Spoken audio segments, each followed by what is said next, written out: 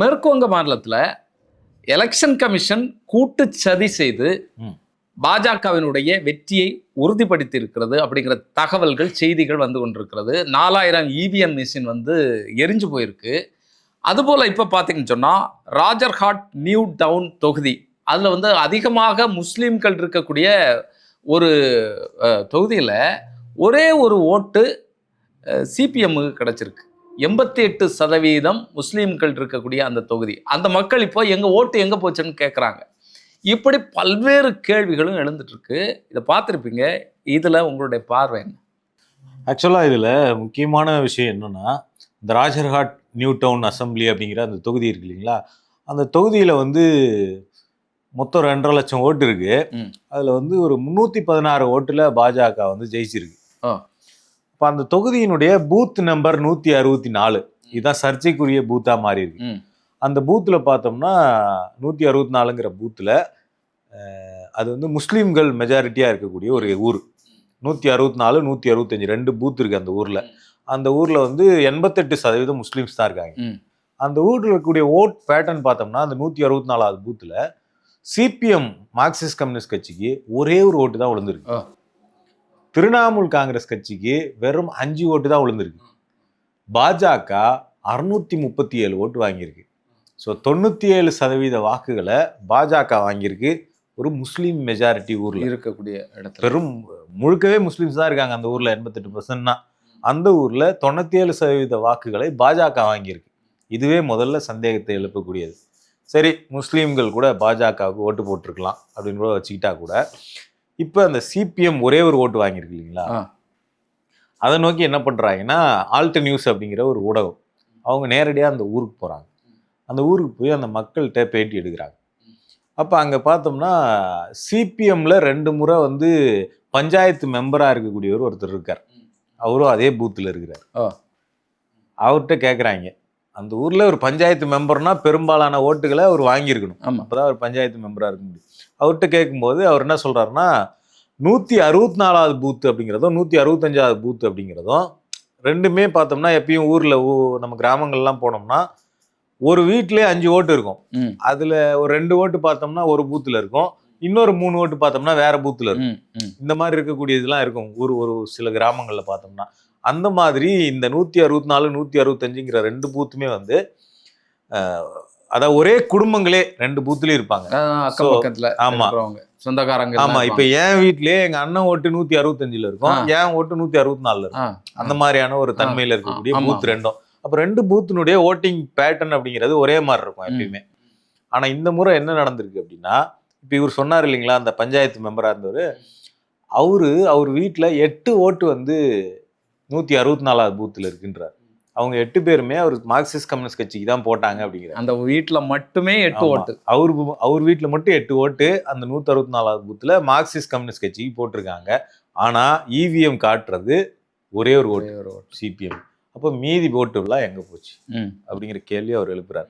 அவர் மட்டும் கிடையாது, அந்த ஊர்ல மார்க்சிஸ்ட் கம்யூனிஸ்ட் கட்சியோட கூட்டணியில இருக்கக்கூடிய கட்சியினுடைய நிர்வாகிகளும் இருக்கிறாங்க. அதுல இன்னொரு நிர்வாகி அவர் வீட்டோட 8 ஓட்டுமே அந்த பூத்துல இருக்குன்னு சொல்றாரு. அவங்களும் சிபிஎம்க்கு தான் போட்டாங்கன்னு சொல்றாரு. அந்த ஓட்டு எங்க போச்சுன்னு கேட்குறாங்க. இப்படி அந்த ஊர்ல அந்த ஊடகம் பேட்டி கேட்கும்போது நிறைய பேர் சொல்றாங்க, நாங்கள் கம்யூனிஸ்ட் கட்சிக்கு போட்டோம், ஆனா ஒரே ஒரு ஓட்டு தான் வந்திருக்கு, இது எப்படி நடந்தது அப்படிங்கிற கேள்வியை எல்லாருமே எழுப்புறாங்க.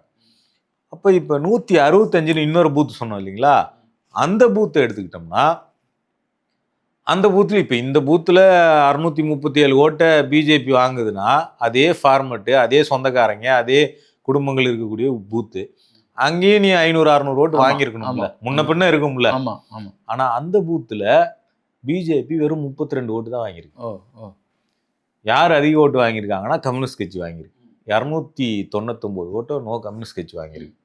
2வது இடத்துல 290 ஓட்டோ நோ திரிணாமுல் காங்கிரஸ். ஸோ ஒரே குடும்பங்கள், ஒரே சொந்தக்காரங்க இருக்கக்கூடிய 2 பூத்தில் ஒரு பூத்தில் 299 ஓட்டு சிபிஎம் வாங்குது, இன்னொரு பூத்தில் ஒரே ஒரு ஓட்டு தான் வாங்குது. அதே மாதிரி ஒரு பூத்தில் பாஜக 637 ஓட்டு வாங்குது, ஒரு பூத்தில் வெறும் 32 ஓட்டு வாங்குது. இது வந்து சீரியஸான ஒரு கேள்வியை எழுப்புது. அப்போ 164வது பூத்தில் இவிஎம்ல என்ன நடந்திருக்கு அப்போ சிபிஎம்க்கு ஓட்டு போட்டோம் அப்படின்னு பல பேர் வரிசையில் நிற்கிறாங்க. அவங்களோட ஓட்டெல்லாம் என்ன ஆச்சு? இப்படி பல கேள்விகளை அது எழுப்புது. இதில் இன்னொரு முக்கியமான விஷயம் இருக்குது. அந்த தொகுதியினுடைய ஓட் ரிசல்ட் எண்றது இருக்கு இல்லைங்களா, அது மொத்தம் 18 ரவுண்டாக எண்ணியிருக்கிறாங்க. அதில் 17 ரவுண்டு வரைக்கும் பாஜக பின்னடைவு சந்திச்சிருந்தது. சரி, கிட்டத்தட்ட ஒரு 300-350 ஓட்டு பின்னாடி தான் இருந்திருக்கு 17 இது வரைக்கும், 17 ரவுண்டு வரைக்கும். கடைசி ரவுண்டு 18வது ரவுண்டு. அந்த 18வது ரவுண்டில் தான் இந்த 164வது பூத் வருது. அந்த பூத்தில் மட்டும் பாஜக 637 ஓட்டு வாங்கி 17 ரவுண்டு பின்னாடி இருந்த பாஜக 18வது ரவுண்டில் வெற்றி பெற்றதாக அறிவிக்கப்படுது முஸ்லீம் மெஜாரிட்டி பூத்தில். ஸோ 316 ஓட்டு வித்தியாசத்தில் பாஜக வெற்றி பெற்றதாக அந்த தொகுதியில் அறிவிக்கப்படும். அப்போ இங்கே வந்து இந்த இஷ்யூவை நம்ம அப்படியே கம்பைல் பண்ணி பார்த்தோம்னா, முஸ்லீம்ஸ் பாஜகவுக்கு ஓட்டு போட்டாங்களா அப்படிங்கிறது ஒரு கேள்வி. சிபிஎம் கட்சிக்காரங்களோட ஓட்டு, நாங்கள் போட்டோன்னு சொல்லக்கூடிய ஓட்டெல்லாம் எங்கே போச்சு அப்படிங்கிறது ஒரு கேள்வி. இன்னொரு கேள்வி, கடைசி ரவுண்டில் இந்த ரிசல்ட் ஒரே பூத்தில் மாறினது எப்படி? இல்லை, இதே மாதிரியான பேட்டர்ன் வந்து ஏற்கனவே பீகாரில் பேசப்பட்டது. இஸ்லாமியர்கள் அதிகமாக இருக்கக்கூடிய தொகுதிகளில் பல இடங்களில் வந்து பாஜக வெற்றி பெற்றிருக்கு. நீங்கள் இப்போ பேசக்கூடிய அதே கேள்விகள், அதே சந்தேகங்களை அங்கேயும் எழுப்புனாங்க. அப்போ இது எப்படி நடக்குது? ஆக்சுவலாக இந்த இவிஎம் மேனிப்புலேஷன் அப்படின்னு ஒன்று சொல்கிறாங்க இல்லைங்களா, இவிஎம் மிஷின் மூலமாக வாக்குகள் திருடப்படுகிறது அப்படின்னு சீரியஸான அலிகேஷன் பல வருஷங்களாக இந்த இவிஎம் மிஷின் வந்து அறிமுகப்படுத்தப்பட்ட காலத்துலேருந்தே வைக்கப்பட்டுட்டு வருது. அதை வந்து நம்ம பெரும்பாலான அரசியல் ஆர்வலர்களாக இருக்கிறவங்க இல்லை பத்திரிகையாளர் எல்லாருமே வந்து அதை வந்து அப்ரப்டாக அப்படியெல்லாம் ஒன்று பண்ண முடியாது அப்படின்னு மறுக்கிறாங்க. ஆனால் இன்னொரு பக்கம் இன்னும் நிறைய ஆர்வலர்கள் இருக்கிறாங்க, அவங்க நிச்சயமா மேனிப்புலேஷன் பண்ண முடியும் அப்படிங்கிறத சொல்லிட்டு வராங்க. இந்த ரெண்டு கருத்துமே ஒரு மோதல் உள்ள கருத்தா தொடர்ச்சியா இருந்துகிட்டு இருக்கு. ஆனா அரசாங்கத்தை பொறுத்த வரைக்கும், தேர்தல் ஆணையத்தை பொறுத்த வரைக்கும் இவிஎம் மேனிப்புலேஷன் பண்ண முடியாது அப்படிங்கிறத அவங்க உறுதியா சொல்லிட்டு வராங்க.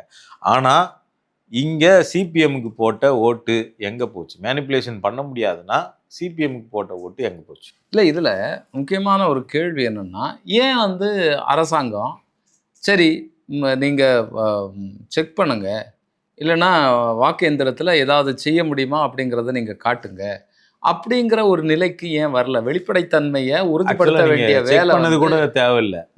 இதில் வந்து சில மாற்று வழிமுறைகள் எல்லாம் நிறைய பேர் முன் வச்சாங்க. அதில் வந்து இந்த விவிபேட்னு ஒரு மிஷின் இருக்கு இல்லைங்களா, நம்ம ஓட்டு போட்ட உடனே அந்த ஸ்லிப் வந்து ஓடி போய் மிஷினில் விழும். அது என்ன ஓட்டு போட்டோங்கிற சிம்பிளை நமக்கு காமிக்கும். நீங்கள் என்ன சொல்கிறாங்கன்னா, இந்த இவிஎம்ல ஒன்று காட்டுது, இந்த விவிபேட்டில் ஸ்லிப்ஸ் இருக்குது, இந்த ரெண்டு இதை ஃபுல்லாக கவுண்ட் பண்ணுங்க, இது ரெண்டும் மேட்ச் ஆகுதான்னு சொல்லிட்டு ஒப்பிட்டு பாருங்க. அப்போ இந்த விவிபேட் ஸ்லிப்பை 100% கவுண்ட் பண்ணுங்க அப்படின்னு ஒரு டிமாண்ட் வச்சு சுப்ரீம் கோர்ட்டில் அந்த வழக்கெல்லாம் நடந்துச்சு. ஏடிஆர் அப்படிங்கிற ஒரு அமைப்பு வந்து அந்த வழக்கு நடந்துச்சு, இந்த தேர்தல் குறித்து ஆய்வு பண்ணுற ஒரு அமைப்பு. அப்போ அந்த வழக்கு வந்து டிஸ்மிஸ் பண்ணப்பட்டுச்சு, அப்படிலாம் எண்ண முடியாது அப்படின்னு சொல்லிட்டு. அப்போ இன்னொரு சஜஷனை வந்து தமிழ்நாட்டினுடைய அந்த மாநில உரிமைகள் குறித்து ஆராயறதுக்கு ஒரு குழு போட்டாங்க, குரியன் ஜோசப் கமிட்டி, ஜஸ்டிஸ் குரியன் ஜோசப் தலைமையில். அதில் அசோக் வர்தன் செட்டின்னு ஒரு ஐஏஎஸ் ஆஃபீஸர் இருந்தார், முன்னாள் ஐஏஎஸ் ஆஃபீஸர். அவர் ஒரு சஜஷன் என்ன முன் வச்சார்னா, நீங்கள் 100% கூட எண்ண வேண்டாம், பர்ஃபெக்டாக சாம்பிளிங் பண்ணி ஒரு குறிப்பிட்ட எண்ணிக்கையிலான விவிபேட் மிஷின்ஸை எடுத்து, அந்த ஸ்லிப்ஸை எடுத்து அதை கம்பேர் பண்ணி நம்ம ஓரளவுக்கு அந்த நெருக்கமாக கொண்டு வரலாம் அந்த ரிசல்ட்டை அப்படின்னு சொன்னார். அப்போ அந்த சஜஷனும் ஏற்கப்படலை. அப்போ தொடர்ச்சியாக என்ன ஆகுதுன்னா, உண்மையிலேயே இவிஎம்ல மேனிப்புலேஷன் பண்ண முடியாது அப்படின்னு தேர்தல் ஆணையமும் இந்திய அரசாங்கமும் சொல்வது உண்மை அப்படின்னு வச்சுக்கிட்டாலுமே, இப்போ மக்களுக்கு இப்படி இந்த மாதிரியான சுச்சுவேஷன்ல எழக்கூடிய கேள்வி, சந்தேகம் இருக்குல்ல, இதை எப்படி நீங்க திருப்திப்படுத்த முடியும், தெளிவுபடுத்த முடியும்? அப்போ இது பொய்யாக இருந்தாலும் இது பூதாகரமான கதையாகத்தான் இருக்கும், உண்மையாக இருந்தாலும் பூதாகரமான கதையாகத்தான் தொடர்ச்சியாக இருந்துகிட்டு இருக்கும். அப்போ இதை தெளிவுபடுத்த வேண்டிய கடமை உங்களுக்கு இருக்கு. நிச்சயம். அப்போ ஓட்டு சீட்டாக இருந்த வரைக்கும் பிரச்சனை இல்லை, நீங்கள் அதிகபட்சம் ஒரு ஓட்டு 2 ஓட்டை மறைக்க முடியும், அதை தாண்டி ஒன்றும் பண்ண முடியாது. சீட்டில் எல்லாத்தையும் எண்ணி தான் ஆகணும், பக்கத்தில் ஏஜென்ட் உட்காந்துருப்பாரு, அவங்க அவர்கிட்ட இருந்து மறைக்க முடியாது. ஆனால் இந்த மிஷின் வந்ததுக்கப்புறம், இந்த மிஷினில் உள்ளே வச்சு பூட்டினதுக்கப்புறம் மாற்றிடுவாங்களா, இல்லை வந்து ஒட்டுமொத்தமா ஹேக் பண்ணிடுவாங்களா, மிஷினையே அந்த மாதிரியான தன்மையில உருவாக்குறாங்களா, இப்படி பல கேள்விகளை பலரும் எழுப்பிட்டே இருக்காங்க. இல்ல இந்த மிஷின் அப்ப இந்த கேள்வி, கான்ஸ்பிரசி தியரி, சதி கோட்பாடு இதெல்லாம் வந்து மக்கள் மத்தியில தொடர்ந்து இருந்துகிட்டு தான் இருக்கும். அப்ப இதை தெளிவுபடுத்துறதுக்கு ஒரு ப்ராசஸ், ஒரு வழிமுறையை கொண்டு வர வேண்டியது ஒன்றிய அரசோட கடமையா இருக்கு. முக்கியமா இப்ப இந்த தேர்தல்ல இந்த இப்ப வெளிவந்திருக்கக்கூடிய இந்த ஆதாரம்ங்கிறது இவிஎம் குறித்து நாம இவ்வளவு நாள் நம்ம பேசிக்கிட்டு இருந்த இவிஎம்ல ஒண்ணுமே பண்ண முடியாது, கிளீன் இவிஎம் 100% கிளீன், எதுவுமே பண்ண முடியாதுன்னு நம்ம நம்பிக்கிட்டு இருந்த ஒரு விஷயத்துல ஓட்டையை உண்டு பண்ணி இவிஎம் மேனிப்புலேஷன் சாத்தியமோ, இந்தியாவில் தேர்தல்கள் திருடப்படுகிறதோ அப்படிங்கிற மிகப்பெரிய கேள்வியை எல்லார் மத்தியிலும் இந்த மேற்கு வங்காளத்தில் நடந்திருக்கக்கூடிய அந்த பூத் 164 சம்பவம் வந்து எழுப்பியிருக்கு. இல்லை இதில் இப்போ 4000 இவிஎம் மெஷின்கள் இருந்ததில்ல, இது வந்து ஒரு விபத்து தானா? இது இல்லைன்னா இப்படிப்பட்ட சதி கோட்பாடுகளை வெளியில் தெரியாமல் இருக்கிறதுக்காக உண்மையிலே எரிக்கப்பட்டதா அப்படிங்கிற ஒரு கேள்வி. அதுதான் முக்கியமான கேள்வி. இப்போ வந்து ஒரு பூத்தில் இப்படி நடந்திருக்கு அப்படிங்கிற சம்பவம் வெளியில் வருது. இன்னொரு பக்கம் 4000 இவிஎம் மிஷின் எரியுது, தீ விபத்துன்னு சொல்கிறாங்க. அப்போ நமக்கு என்ன கேள்வி வருதுன்னா, அப்போ இவிஎம் மிஷின் மேலே ஒரு சந்தேகம் இருக்குது அப்படின்னா அதை எதிர்த்து அந்த தொகுதியைச் சேர்ந்த வேட்பாளர் வந்து அப்பீல் போட முடியும், ரீகவுண்டிங் கேட்க முடியும், அதில் இருக்கக்கூடிய சிசிடிவி காட்சிகள் வரைக்கும் ஆய்வு பண்ண முடியும். ஆனால் ஒரு குறிப்பிட்ட காலம் வரைக்கும் தான் பண்ண முடியும்.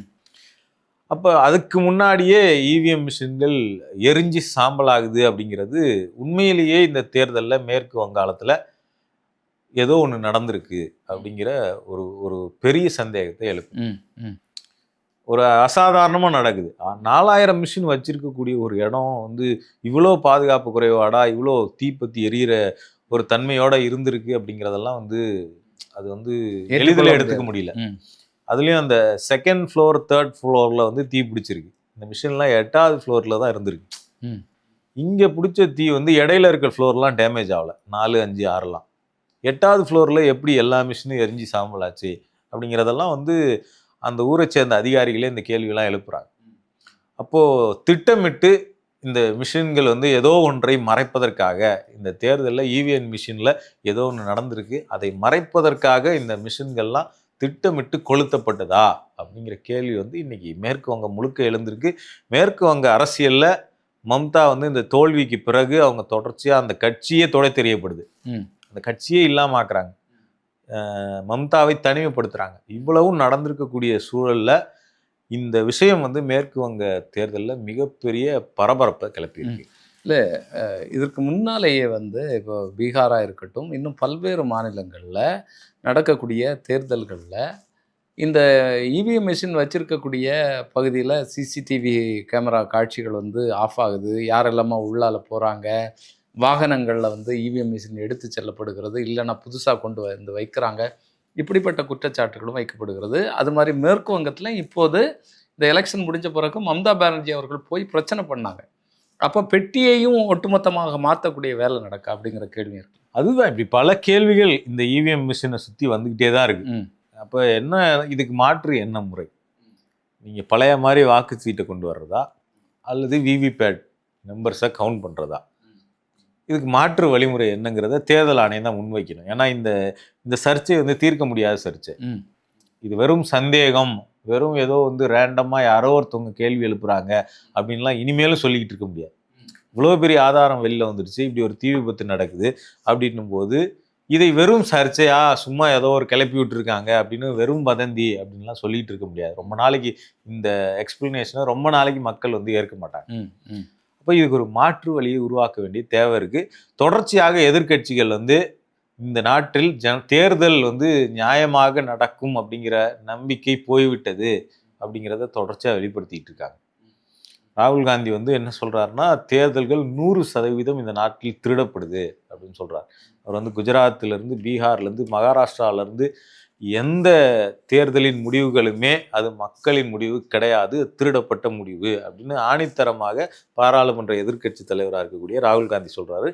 இருக்கக்கூடிய மற்ற எதிர்க்கட்சிகளும் அவங்களும் வந்து இந்த மாதிரியான குற்றச்சாட்டை வைக்கிறாங்க. அப்போ வந்து இது ஏதோ வந்து 1-2 பேர் வைக்கக்கூடிய குற்றச்சாட்டுன்னு ஒதுங்கி போக முடியாது. ஒரு பக்கம் இவிஎம் மேலே குற்றச்சாட்டு வைக்கப்படுது, இன்னொரு பக்கம் வாக்காளர் பட்டியல் மேலேயே குற்றச்சாட்டு வைக்கப்படுது. ஆமாம், ஒட்டுமொத்தமாகவே ஒரு குளறுபடி. அப்ப தேர்தல் அப்படிங்கிற ப்ராசஸ்லே இங்க மிகப்பெரிய சந்தேகங்கள், குளறுபடிகள் இருக்கு. குளறுபடிங்கிறத விட ஒரு ஒரு மோசடி நடக்குதா அப்படிங்கிற கேள்வி, திருட்டு நடக்குதாங்கிற கேள்வி இருக்கு.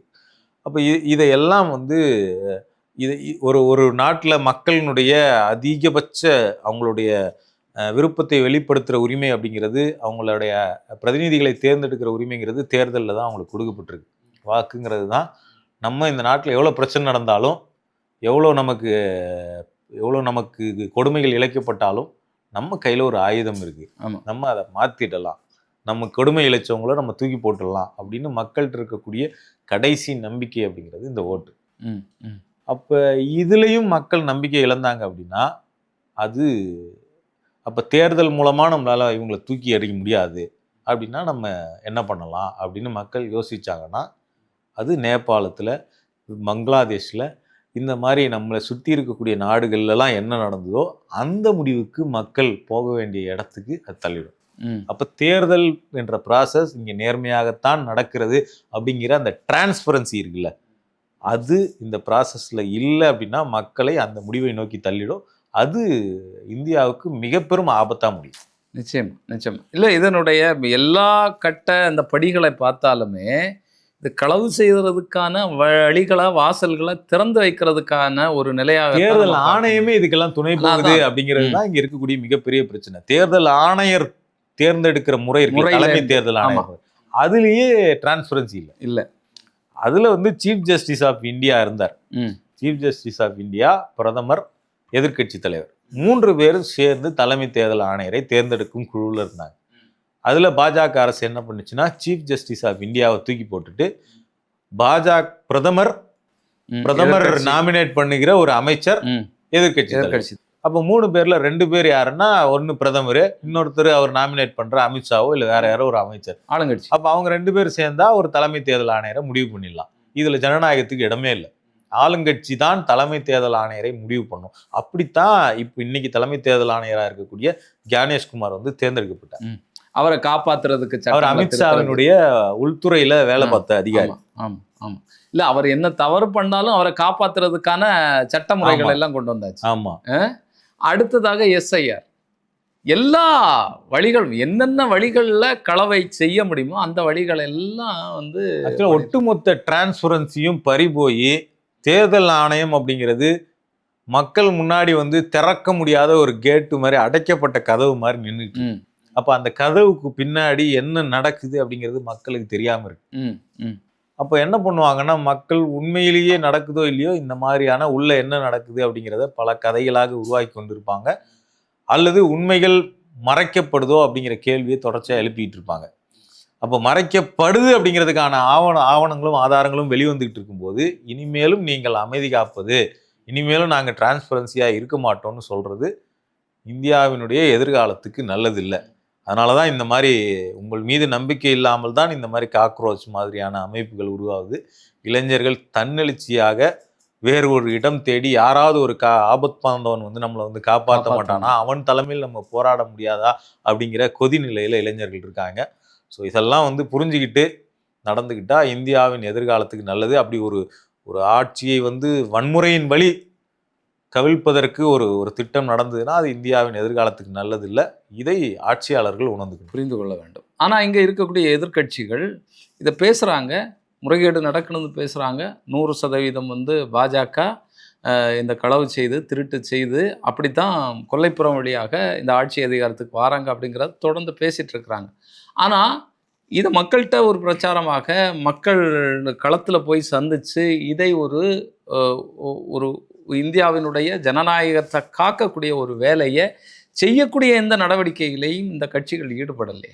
அதை எப்படி பார்க்க? இல்லை, அதுதான் இப்போ நீங்கள் அவங்க என்ன, ராகுல் காந்தி வந்து தேர்தல் திருடப்பட்டது அப்படிங்கிறதுக்கு நான் இவ்வளோ ஃபைல்ஸை ஆய்வு பண்ணி நான் கண்டுபிடிச்சிருக்கேன் அப்படின்னு சொல்லிட்டு அவர் ஹைட்டுக்கு இருக்குது ஃபைல்ஸ்லாம். இதை ஒரு டீம் போட்டு ஆய்வு பண்ணி நாங்கள் மாதக்கணக்கில் வருஷக்கணக்கில் உட்காந்து ஆய்வு பண்ணி இந்த பிரச்சனைலாம் இருக்குது, அதாவது அவங்களுக்கே தெரியாமல் டெலீட் பண்ணப்பட்டிருக்காங்க, பேரெல்லாம் வந்து பேரே இல்லாமல் நிறைய பேருடைய இது இருக்குது, அட்ரஸ் 000 போட்டு அட்ரஸ் இருக்குது, இப்படி நிறைய காரணங்களை அடுக்கி பெரிய ப்ரெஸ் மீட்லாம் வச்சாரு. அது பரபரப்பாக பேசப்பட்டுச்சு.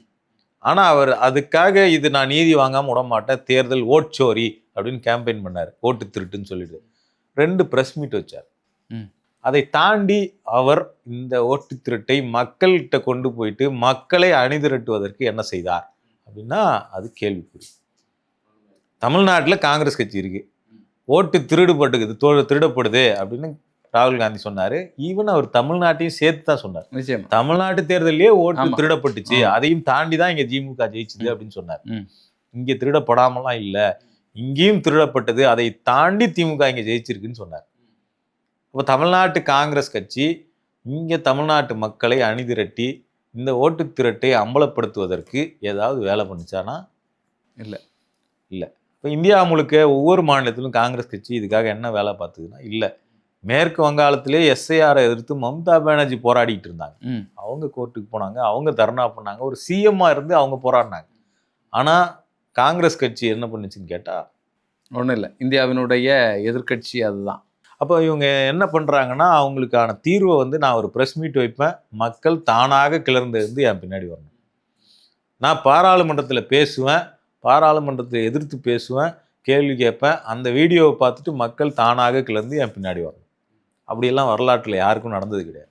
பாராளுமன்ற வளாகத்தில் பேசுவோம், அங்கேயே போராடுவோம், போராட்டத்தையும் பாராளுமன்ற வளாகத்திலேயே போராடுவோம், வெளியில் வரும்போது டீ காஃபி சாப்பிட்டு வீட்டுக்கு வந்து செட்டில் ஆகிடும். எங்கள் கம்பெனியுடைய வேலை அவ்வளோதான். இது வந்து இப்படி வந்து உலகத்தில் எந்த போராட்டமும் நடந்தது கிடையாது. அப்படி ஒரு தலைவருக்கு பின்னாடி மக்கள் தன்னெழுச்சியாலாம் திரண்டுற மாட்டாங்க. இப்போ நீங்கள் தான் மக்களை அணிதிரட்டி நீங்கள் தான் கூப்பிட்டு வரணும், நீங்கள் தான் மக்கள்கிட்ட வேலை பார்க்கணும், மக்களை வாங்கணும், கூப்பிடணும், அணிதிரட்டணும், போராட்டங்கள் நடத்தணும். இது ஒரு ப்ராசஸ். நீங்கள் அடுத்த 5 வருடத்துக்குள்ளாவது இந்த முறையை நாங்கள் ஒழிக்க போகிறோம் அப்படின்னு நீங்கள் நினைக்கிறீங்கன்னா இது ஒரு ப்ராசஸ். இந்த ப்ராசஸை நீங்கள் இன்றைக்கே ஸ்டார்ட் பண்ணியாகணும். முன்னாடியே ஸ்டார்ட் பண்ணியிருக்கணும், பண்ணலை, இன்னைக்காச்சும் ஸ்டார்ட் பண்ணணும், இன்னைக்காவது. ஆனால் அதுவும் செய்யறதுக்கு ராகுல் தயாராக இருக்காரான்னு தெரியல. அவர் யார் எந்த ஸ்டேட்டில் யார் ஜெயிப்பாங்க, அவங்க பின்னாடி ஓடி போய் நம்ம கூட்டணி போயிடலாம், 2 சீட்டு வாங்கலாமா, ஒரு 2 அமைச்சர் கொடுத்தாங்கன்னா நம்ம போய் சேர்ந்துக்கலாம், இல்லை சீட்டு எப்படி நம்ம இவங்க கிட்ட இருந்து எக்ஸ்ட்ரா வாங்குறது, இந்த கால்குலேஷன்லேயே தான் ஒரு காலம் ஓடுது. இந்த அறிவியல் கணக்குகள் ஆக்சுவலாக யாருமே செய்யாத, எந்த கட்சியும் செய்யாத அந்த டாக்குமெண்ட் அனாலிசிஸ் வேலையை ராகுல் காந்தி செய்தார். சிறப்பாக பாராட்டுக்குரியது. ஆனால் அவ்வளோ பெரிய விஷயத்தை கொண்டு வந்து வச்சுட்டு அந்த அவ்வளோ பெரிய லிஸ்டையும் கொண்டு போய் ஆஃபீஸில் வச்சுட்டு தூங்குறது அப்படிங்கிறது வந்து அந்த உழைப்புக்கு அது பலனே கிடையாது. நிச்சயமா தேனை எடுக்கிறது மட்டும் இல்லை, தேனை கொண்டு போய் எங்கே சேர்க்கணுமோ அதை சேர்க்கணும் அப்படிங்கிறது தான் நம்முடைய எதிர்பார்ப்பாக இருக்குது. வரக்கூடிய நாட்களில் பார்ப்போம் இந்தியாவில் இருக்கக்கூடிய எதிர்க்கட்சிகள் என்ன இது குறித்து தங்களுடைய செயல்பாடுகளை மாற்றி அமைத்துக் கொள்கிறதா அப்படிங்கிறது மிகப்பெரிய கேள்வி இந்திய ஜனநாயகத்துக்கு முன்னால் எழுந்திருக்கிறது. தொடர்ந்து பேசுவோம். நன்றி.